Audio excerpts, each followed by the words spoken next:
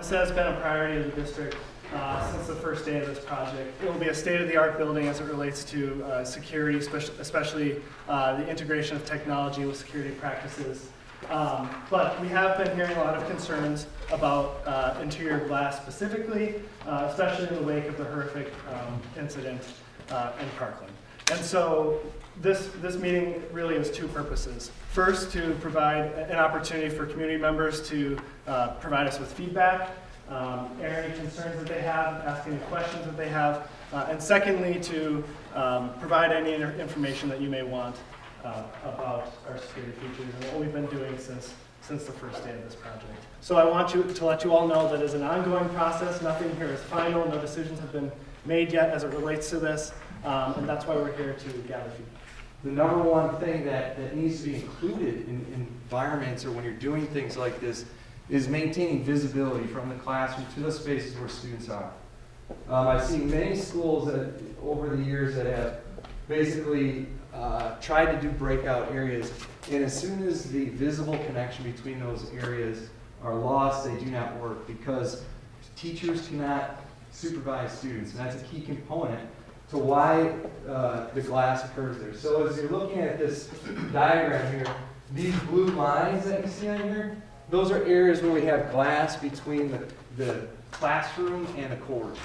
This option really starts to identify ways in which visible and physical access to some of those rooms is taken away. All right, so those rooms that we saw before that were blue are now identified as red. And they're identified as red because what we're showing here is you somehow take away that glass and create that room as one that doesn't have a connection between the corridor and that classroom. Takes away the visible connection, takes away the ability for someone to break the glass and go into that space. In addition to that, you'll see the green arrows with the word access.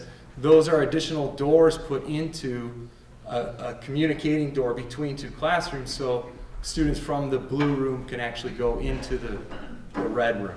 So if you can imagine another 3 classrooms coming down this way, and then there's another set of doors like this one here. And those doors are doors that we use to break a building down into smaller parts. So if there ever is an event or something, a fire, those doors automatically close. And they lock from the outside. So students that are within that compartment, if they need to flee that compartment, they can exit. But anyone on the outside of that compartment cannot get into it. They're steel doors, they're fire doors, basically.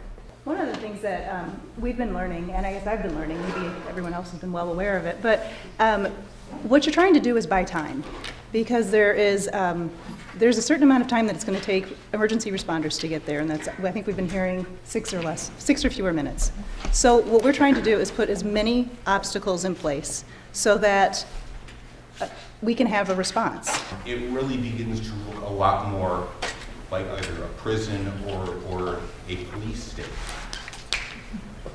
And that's not something we want our kids growing up in.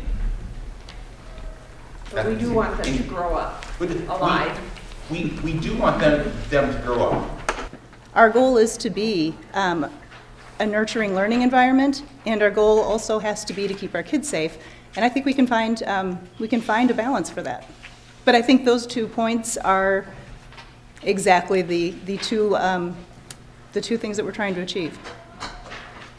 Our school is open until classes start. Does that mean maybe the doors have to be locked all the time and somebody has to be there to let them in before classes start? Or, I know this is off the wall, but people don't want it to look like a prison or seem like a prison, but could there be obscure metal detectors as you come into the door?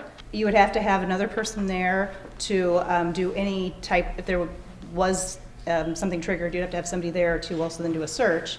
And then you'd also have to have somebody there to screen bags. So that's, it's for a school our size, it's 100 extra staff hours. And it's not foolproof.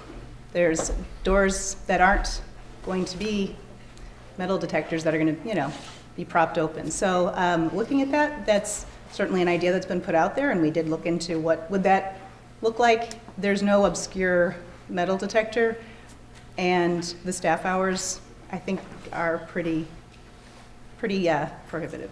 It's not just what you build in the building, it's, you know, the technology that's implemented, it's the protocol that the school uses, the training that the school uses. So there's a combination of things which all come into play. So if there are a variety of different scenarios, you can try to best react to those. What does the district right now teach the high schoolers? Is it like the elementary school, my daughter says they go and they hide in a corner in their room. They lock the door and they hide.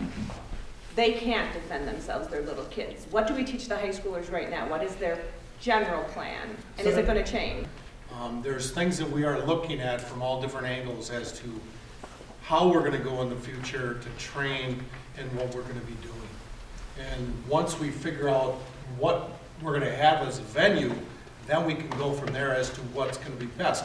It could be a little bit of run, hide, fight. It could be some of Alice. It could be some sheltering in place. We want to be able to get them out if they can get out. Does that make sense? So it's something that we've been talking about and looking at since this started.